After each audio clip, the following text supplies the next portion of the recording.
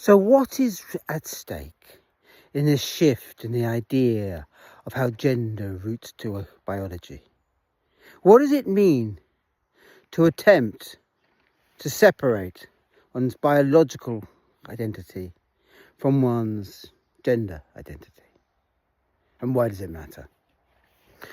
Well, it is important to understand that gender identity, as we understand it, was forged in the fire of the early 19th century, late 18th, when humans were bred and became docile. It became part then of a panoply by which humans understood what it was no longer to be a dying member of a dying race, where all life was limited, but rather became a living member of a living species with a lifespan that stretched to decades and a career pattern to live in that life. In that world, the old politics that was adept at arranging spectacular deaths lost its power, and you gained a new kind of politics, one that arranged lives and fixed not just people's life, but the way they would resist inside a single discourse. So it was that sexuality became the way in which humans understood their humanity. They took the wild tempest of their souls, all their fierce desires, their political protests, their demands for a different and just world, and sexualized them and medicalized the result. That they did this should not surprise us. A society full of individuals that live for decades is hard to govern and even harder to manage. This then fitted the politics of the 19th and 20th century, a politics of population explosion, of societies that were managing people. And now,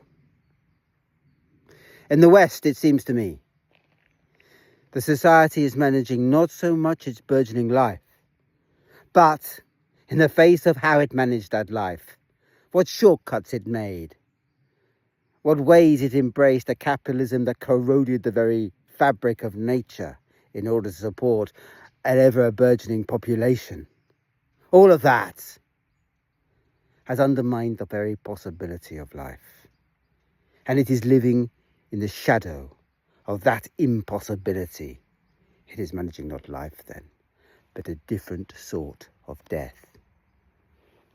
More than that, if that frees us from the old necessity of gender identity, except within those refuseniks who demand the old order, who seek, as it gave them power, to reimpose it with the fire and the blood of 19th century doctors with their long, sharp implements and their demands that women who behave this way, or men, are just hysterical, are somehow dupes of an inner madness, a chemical imbalance. Apart from them, I say. But that is a bigger part. For fools like that still wield the powers and still look to the past in which they were dominant. But apart from them, the way this then works is that the very glue of identity, forcing one into a sexuality rooted in a body, has clearly become unpicked.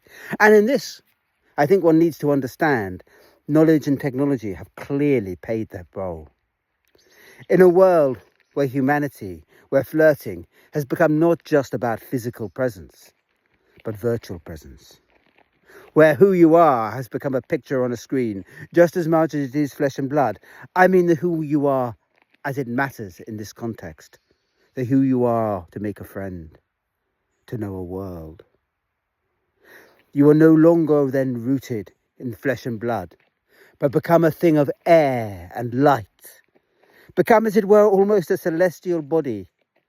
And that then creates a deep challenge. How do you understand identities that no longer are rooted in biology, that reject the connection, as they no longer feel the need to be about life, about a biology of life, a power of life, but have become then something else, something ethereal, a way to understand a demise. Such individuals then look to their bodies differently and demand different things of their bodies. They become avatars to themselves and looking down wonder at what they actually are in their physical form when they are so much in their mental. A new disparity then is opened up, a witness of that society, that spectacle of a strange sort of death into which we are being gathered, where our physical reality is falling back, our ability to change who we are is betraying us, inability, while our minds speculate on perfect worlds.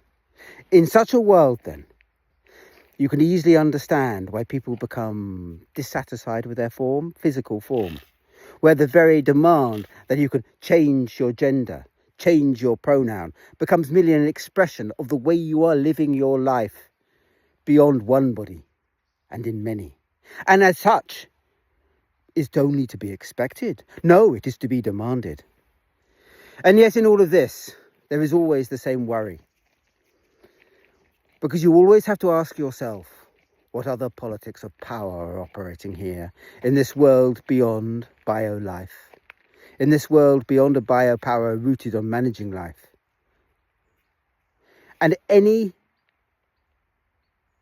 process that demands physical change, cold metal instruments, leading questions, drugs, will always take your identity, however you want to constellate it, how many ways you want it to be free, and render it open to different sorts of power, new ways in which you will be probed, understood, new sorts of power systems. And so then, even as one embraces the kaleidoscope of identities and understand why it has a reality now, and relish that reality while we may, one must look and worry and resist what other systems of power are taking from the old models, from the hystericalization of the female form, the demands that beauty looked one way, and seeking to render money and power of their own.